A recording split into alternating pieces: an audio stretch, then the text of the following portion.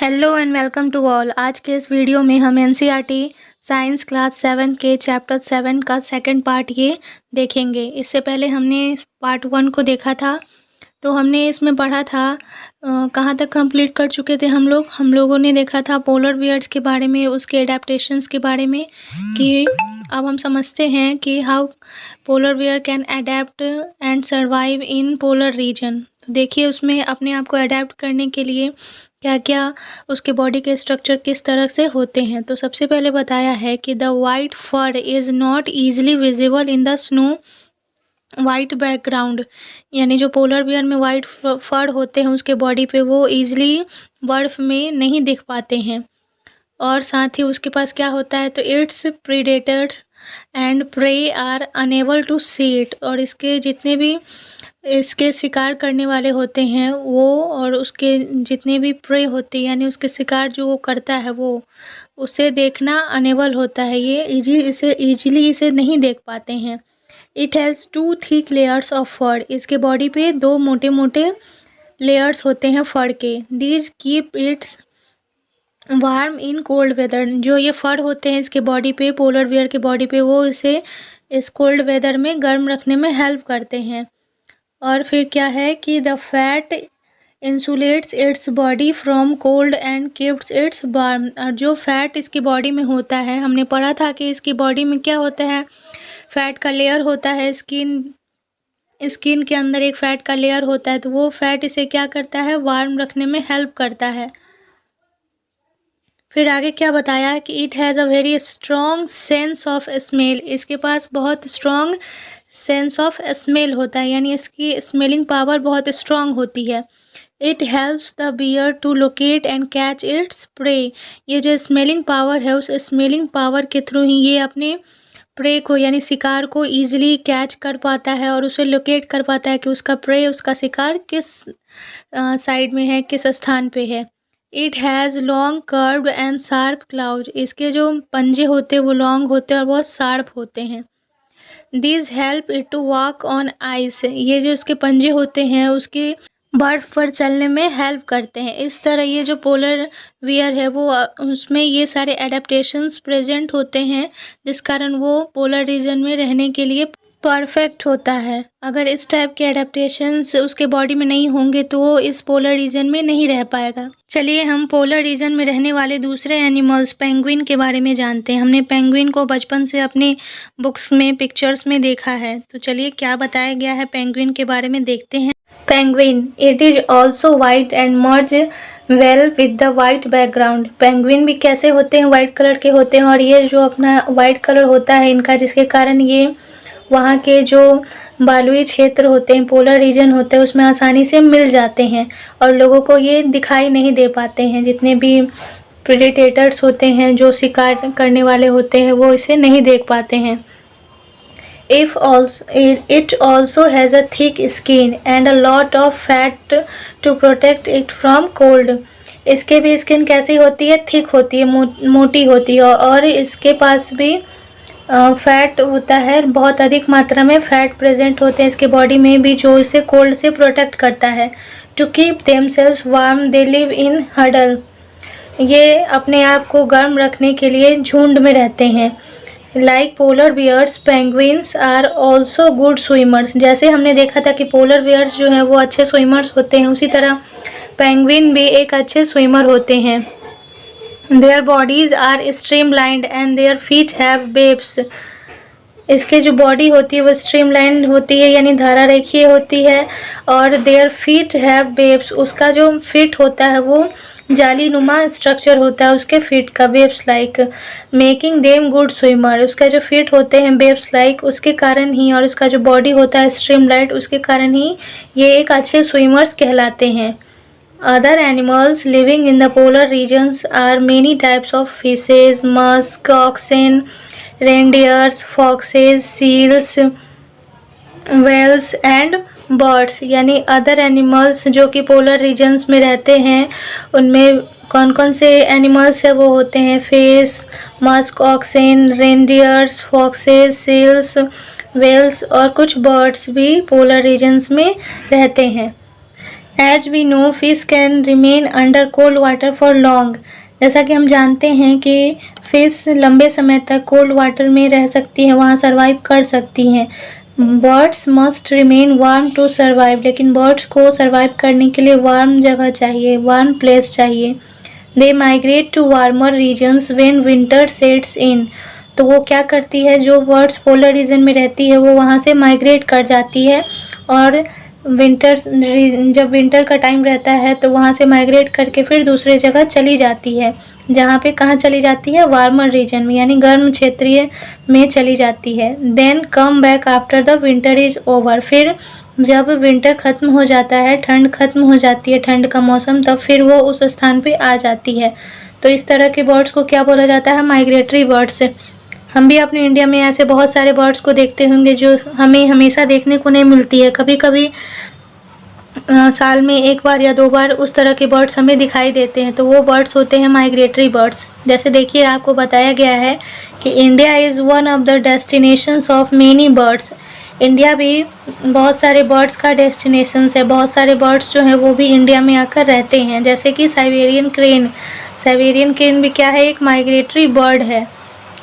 Siberian crane that comes from Siberia to places like Bharatpur in Rajasthan and Sultanpur in Haryana and some wetlands of north east and some other parts of India. यानी Siberia नाम की जो पक्षी है वो Siberia से आती है।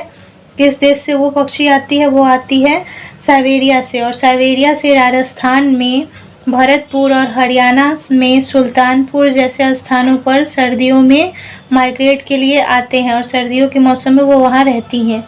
कुछ पक्षी जो होते हैं वो उत्तर पूर्व यानी नॉर्थ ईस्ट के कुछ इलाकों से आते हैं, और भारत के कुछ अन्य इलाकों में भी आकर ये माइग्रेटरी बर्ड्स रहते हैं।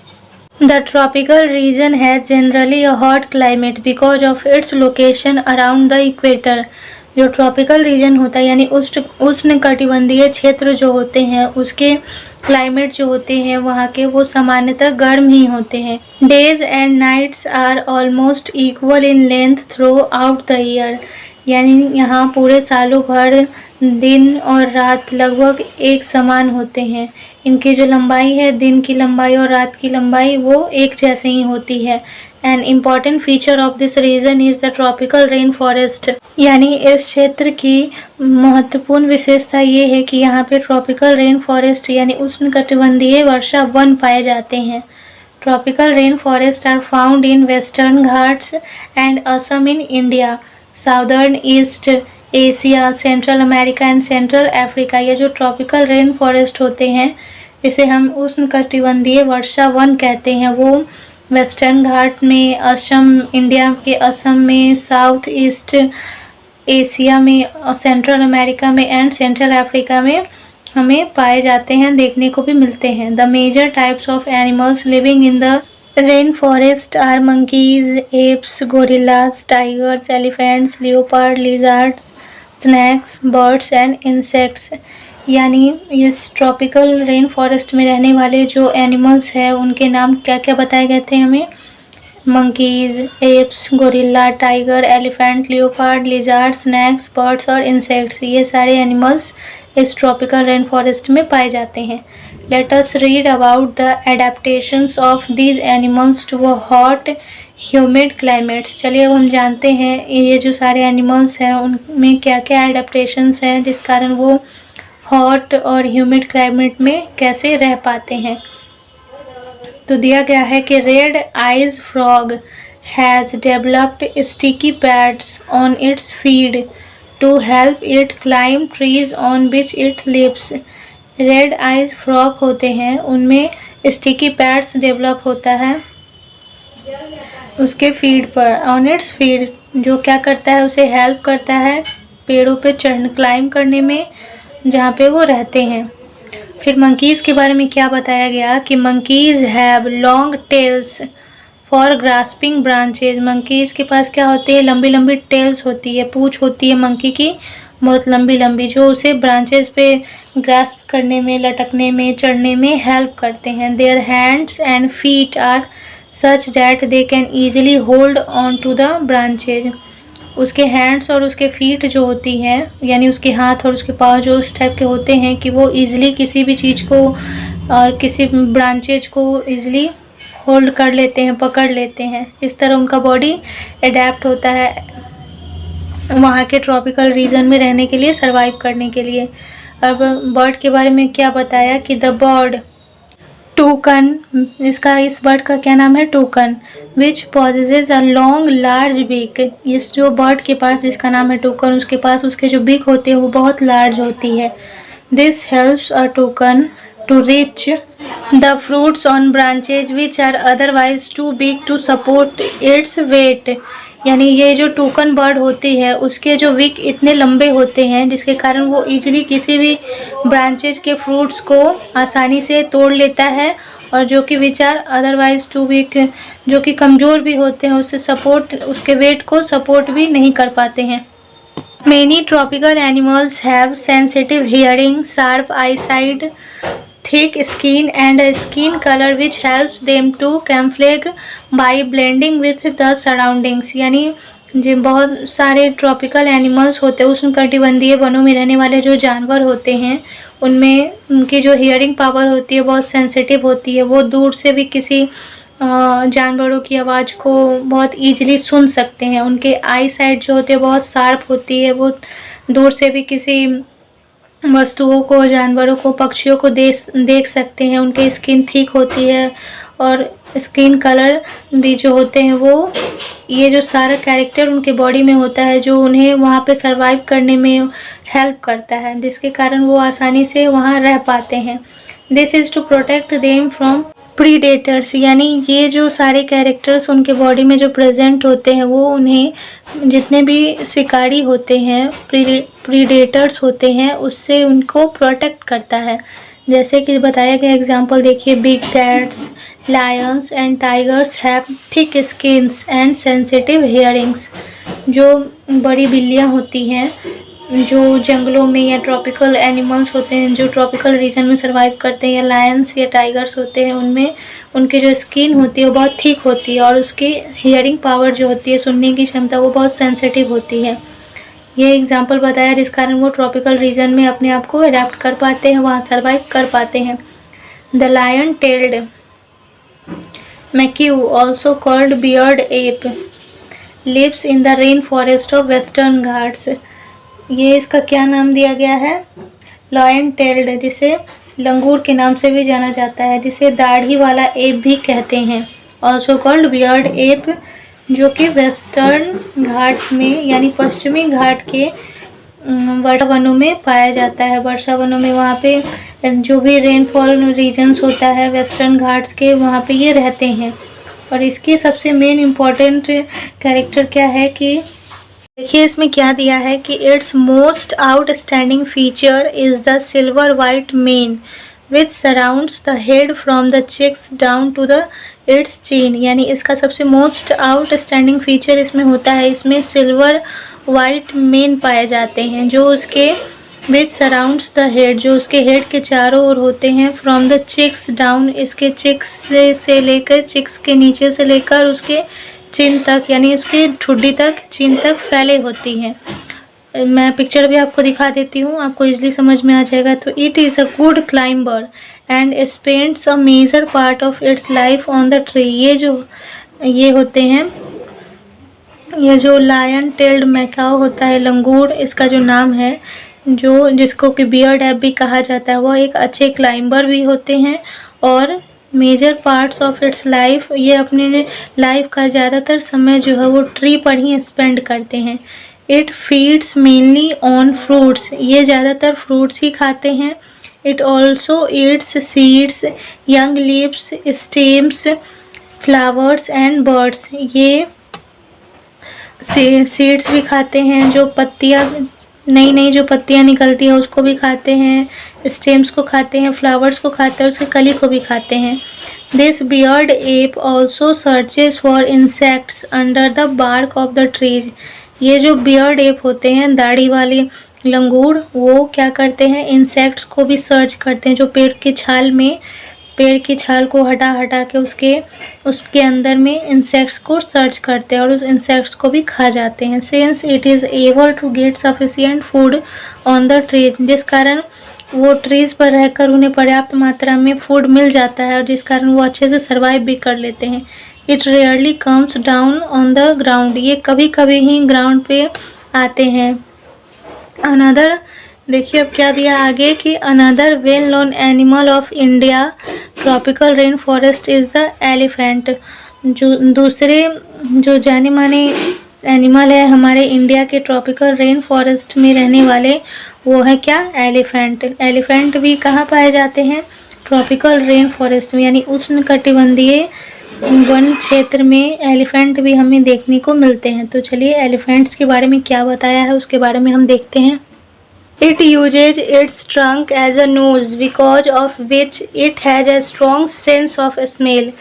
मीन्स ये अपने ट्रंक का यूज, ट्रंक जो हम हाथी का आगे का देखते हैं जिसे हम सूंड भी कहते हैं उसे ही ट्रंक कहा जाता है। तो ये अपने ट्रंक का यूज अपने एज ए नोज के रूप में भी, नोज के फॉर्म में भी कर सकती है, क्योंकि इसके जो ट्रंक होते हैं उसमें स्ट्रॉन्ग सेंस ऑफ स्मेल होता है, यानी किसी भी वस्तु को, किसी भी चीज़ को सूंघने की, स्मेल करने के पावर इसके ट्रंक में बहुत स्ट्रॉन्ग होती है।